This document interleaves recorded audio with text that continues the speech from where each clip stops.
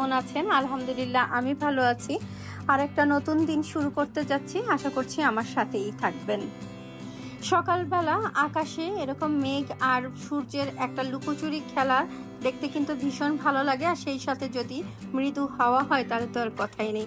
বারান্দা থেকে আর ঘরে মোটে ঢুকতেই ইচ্ছা করছিল না, তারপরেও খিদা লেগে গিয়েছে, তাই ভাবলাম নাস্তাটাও একবারে সেরে ফেলি, তারপরে কোমর বেঁধে সংসারের কাজে নেমে পড়ব।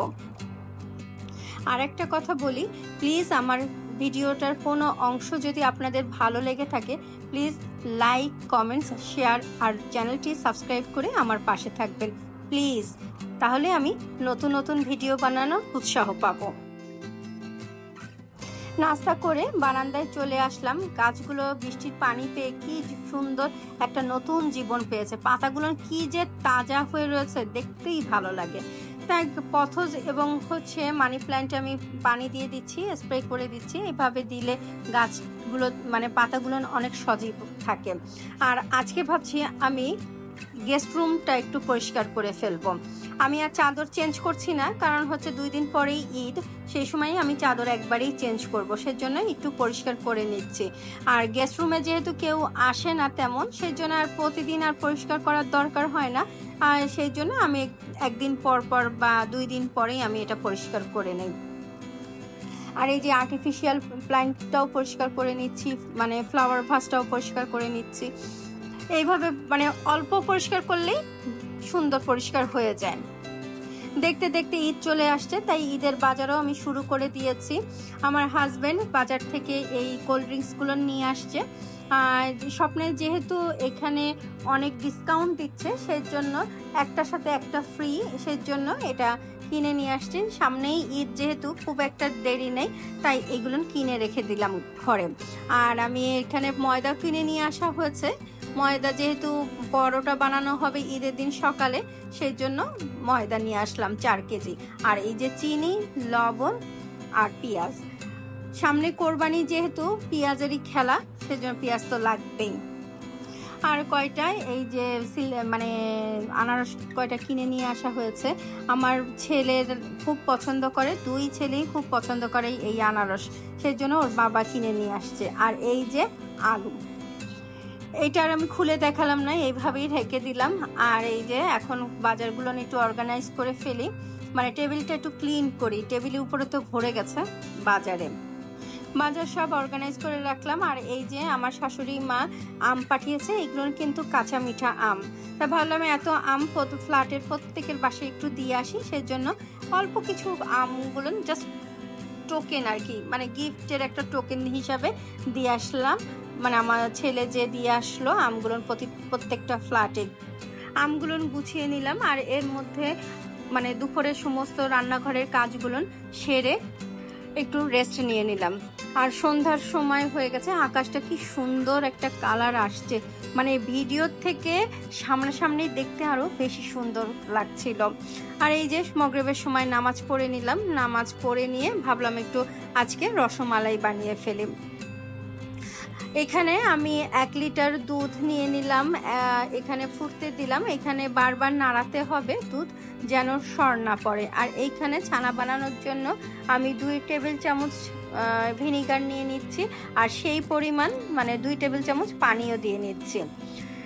এতে সমপরিমাণ ভিনিগার আর পানি থাকলে ছানাটা খুব সুন্দর নরম অবস্থায় থাকবে, ছানাটা খুব শক্ত হয়ে যাবে না।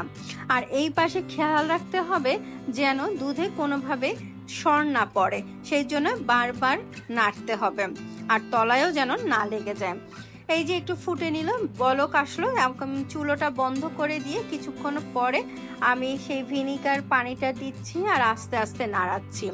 এখানে অনেকক্ষণ আস্তে আস্তে নেড়ে দিলাম, এবং বাটিতে যতটুকু ছিল পানি, ভিনিগারের পানি, সেটা দিয়ে যখন সবুজ রং হয়ে আসলো, তারপরে কিছুক্ষণ রেখে দিলাম যেন সুন্দরভাবে ছানাটা সেট হয়। তারপরে পানিটা ফেলে দিয়ে এইরকম একটা সুতি কাপড়ে ছানাটা ছেঁকে নিলাম। এর মধ্যে ঠান্ডা পানি দিয়ে ভালো করে ছানাটা ধুয়ে নেব, যেন ভিনিগারের গন্ধ না থাকে।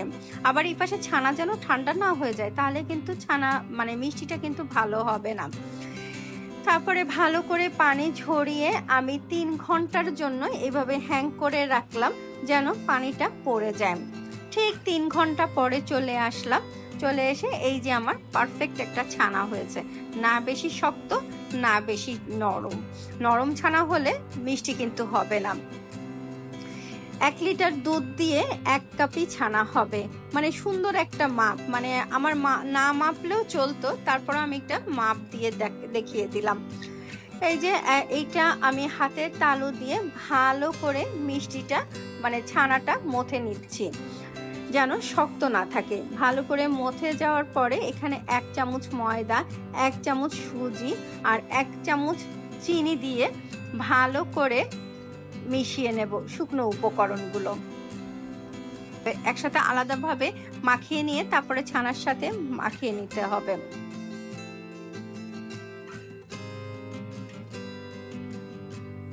আমি এখানে মানে 1 কাপ চিনিতে 3 কাপ পানি দিয়ে নিয়েছি। আমার মানে প্রয়োজনের তুলনায় অতিরিক্ত বড় হাঁড়ি হয়ে গিয়েছিল বলে আমি হাঁড়িটা চেঞ্জ করে নিয়েছি। এইবার ভালোভাবে ছানাটা মিশিয়ে নিয়ে এইভাবে গোল করে মসৃণ যেন হয় সেইভাবে গোল করে নিতে হবে। আর ছানা যদি ভালোভাবে মাখানো হয় তাহলে কিন্তু প্লেটটাও এরকম সুন্দর সাদা হয়ে যাবে, পরিষ্কার, এবং হাতে গোল করার সময় মানে হাতে লেগে যাবে না। দেখেন তো 100 টাকা দিয়ে কি সুন্দর 1 কেজির উপরে মিষ্টি হবে। চিনিটা গলে গিয়ে বলক উঠলেই তখন আমি মিষ্টিগুলো দিয়ে দিব। তারপরে আমি 5 মিনিট এইভাবে ঢেকে জাল দিয়ে নেব। দেখতে পাচ্ছেন কিভাবে বলক উঠেছে। এখন আমি চারিদিকে গরম ফুটন্ত পানি দিয়ে দিচ্ছি যেন শিরাটা ঘন না হয়। ঘন হলে কিন্তু মিষ্টিটা পুরোপুরি চুপসে যাবে।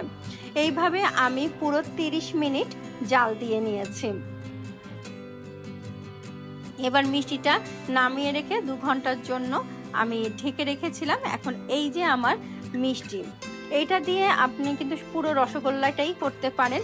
আবার এখানে যেহেতু আমি রসমালাই বানাবো সেই জন্য আমি এখানে দুধ নিয়ে নিয়েছি, এখানে 1.5 লিটারের মতো দুধ নিয়েছি, তার মধ্যে কনডেন্স মিল্ক দিয়ে দিয়েছি। আর এই পাশে আমি একটু ক্যারামেল বানিয়ে নিচ্ছি। 1/4 কাপের চিনি দিয়ে আর একটু পানি দিয়ে আমি এখানে ক্যারামেল তৈরি করে নিচ্ছি। এতে করে হবে যে দুধটা খুব সুন্দর একটা কালার আসবে, যেটা দোকানে আমরা রসমালাই খেতে যে দেখি যে একটা মিষ্টির দইয়ের মতো একটা কালার আসে, এই কালারটা এই ক্যারামেলের মাধ্যমেই আসবে।